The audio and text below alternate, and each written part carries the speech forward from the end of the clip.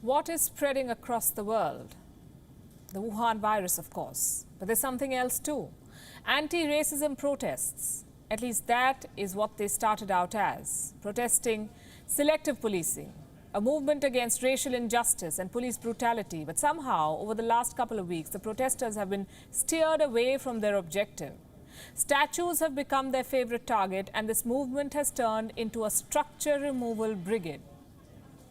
Almost every historical statue is being targeted. Even Mahatma Gandhi's statue was not spared. On Gravitas, we've been reporting the developments. We've questioned the need to celebrate symbols of hate. We told you about Churchill's racism, how he engineered the Bengal famine of 1943.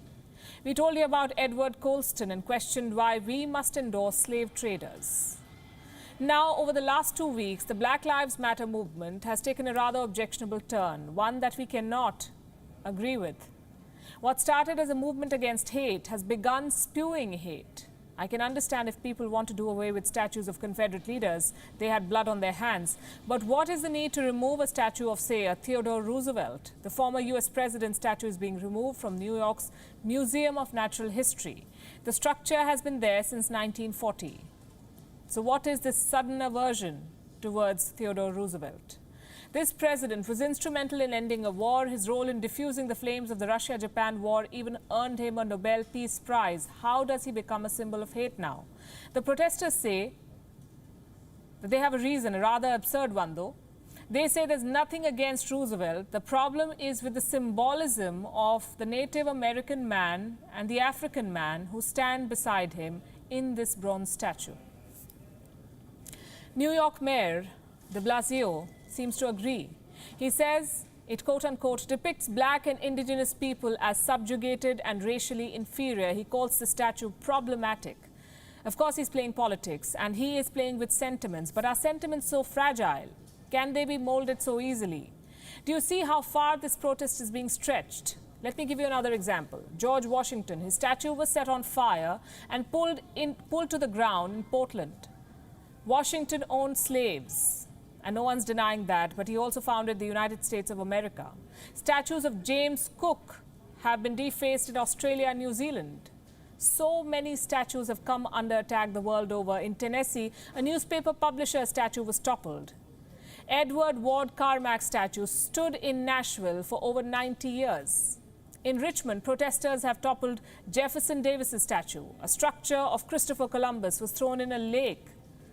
Across the Atlantic, in the UK, the statue of slave trader Edward Colston was among the first to be removed.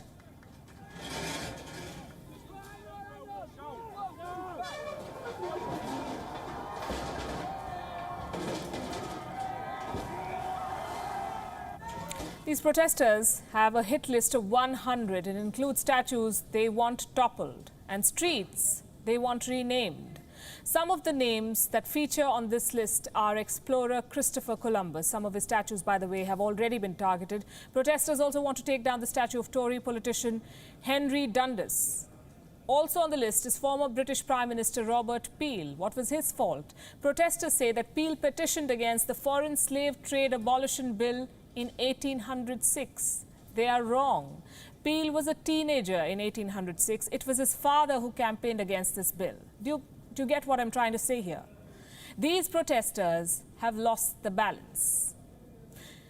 Well, the past can be disappointing. The past can be objectionable. It can be racist. In fact, it has been racist. From India to the US and Africa, people have been wronged. But the past is past. It's gone. We cannot wish it away, even by protests.